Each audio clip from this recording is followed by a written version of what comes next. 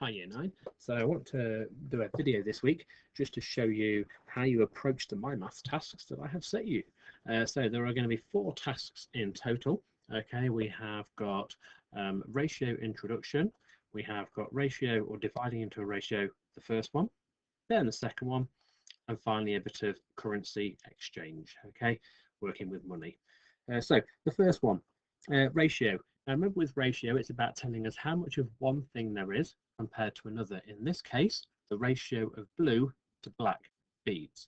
So if we look over here, we can see that there are 3 blue beads and there are 5 black beads. So that means my ratio is 3 to 5. What that means is for every 3 blue beads, there are 5 black beads. So if I was to get more of them, there'd be, for every 3 blue, there'd be 5 black beads, and we'd just keep working up like that. Okay, now it does want me to do here, or it does what it wants you to do, is to write down a different ratio. Now what we do with ratios is we don't add or subtract, we multiply and divide. So you can decide to either times this by 2 or by 3 or by 4, maybe divide it by 2, or we want to try and keep whole numbers over here. So I'm going to decide to divide this by 2.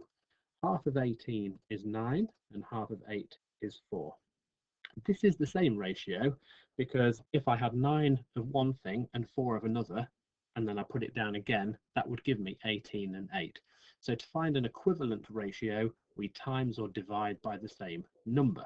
Okay, exactly the same strategy for these remaining ones. Here, which ratio is the odd one out?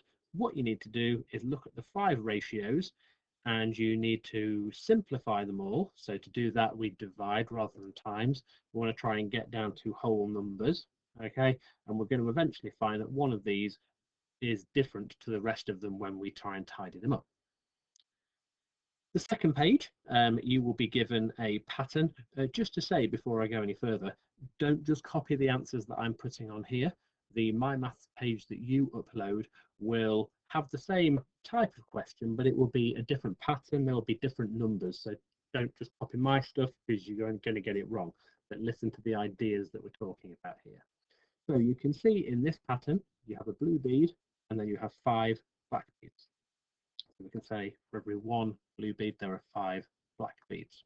And then that means when there's 2, we're going to have 10 because for every blue bead, there was 5 black beads. The more I say that word, the weirder it sounds. So on and so forth. We fill it all in and we keep going. We can maybe notice here that we're timesing by 5. So to reverse it, we're going to divide by 5. We're going to do this. This one at the end, I'll let you think about that.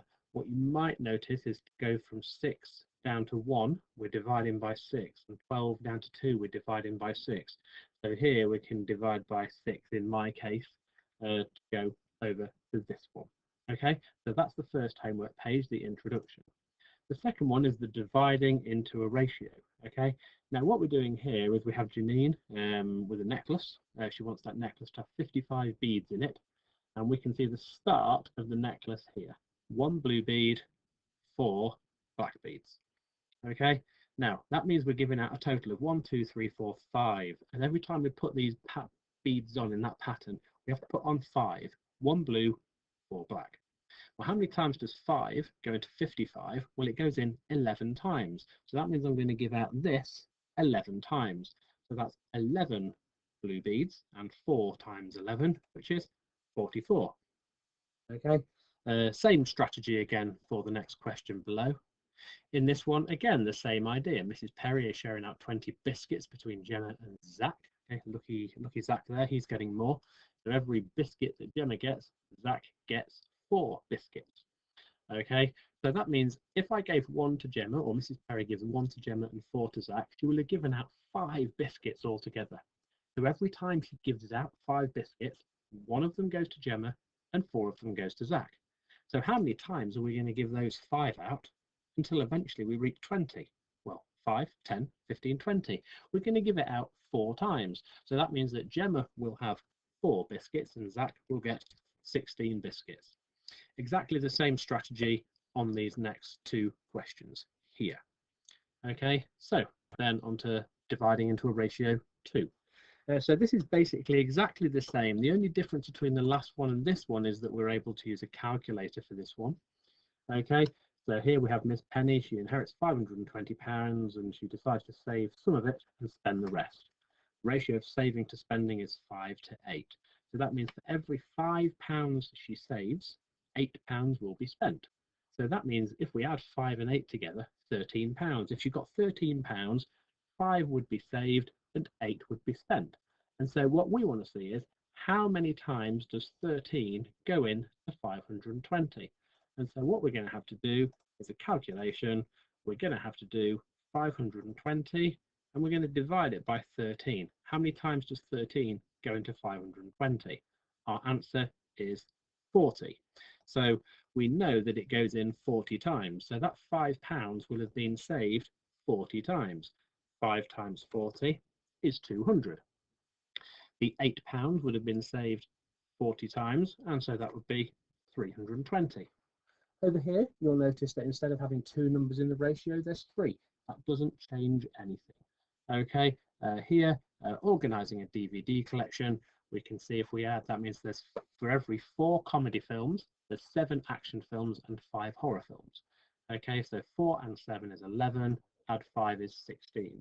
So that means for every 16 films, 4 is comedy, 7 is action, 5 is horror. How many times does 16 go into 48? Well, if we do 48 and we divide it by 16 on a calculator, the answer is 3.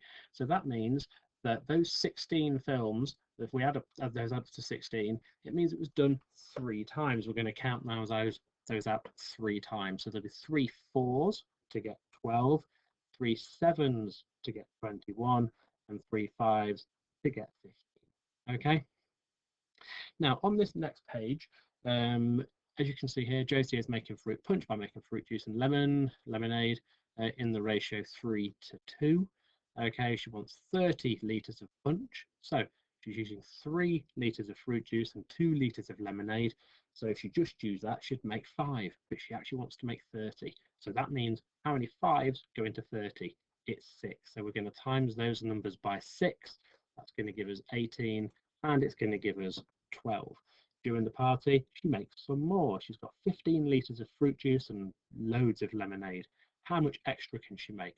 Well, if she uses 3 litres of fruit juice, 2 litres of lemonade, and she's only got 15 litres of fruit juice, it means she can only make this 5 times because 3 5s is 15. Okay, she would then use 15 litres of fruit juice. Because we can make it 5 times, she'd do 2 times 5, which is 10. 15 and 10 is 25. So at the moment, we've got 15 litres of fruit juice and 10 litres of lemonade. To make the second batch of this one, she wants to try and make it last a little bit longer, puts an extra 4 litres of lemonade. So now, instead of there being 15 and 10, there's now 15 and 14. And so we add the extra 4 onto there. Okay, and if we mark that, we can see that we've got all of those right. The final one is currency exchange. Okay, I think with everything going on, holidays are unlikely this year, but at some point in the future, holidays will be on the go again. And so when they are, we're going to need to be exchanging money. Okay, getting euros, getting dollars, getting the currency for wherever you're going to go to. Okay, so here we can see that the exchange rate between euros and dollars, €1 is $1.25. To convert these amounts, euros to dollars. Well, what that means is that every €1 is $1.25. And here we've got 132 euros, so we're going to do 132 times 1.25.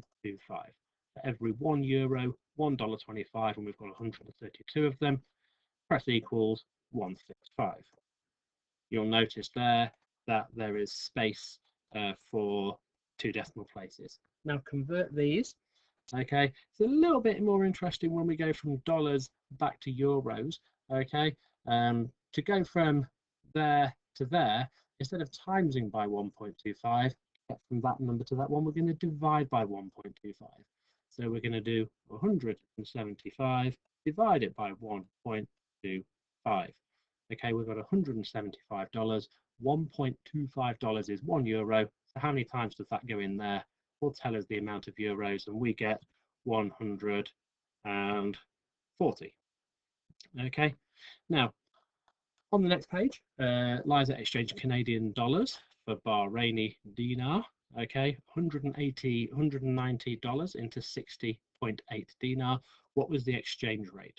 Well, if we know that $190 is 60.8 and we want $1, we're just going to have to divide everything by 190.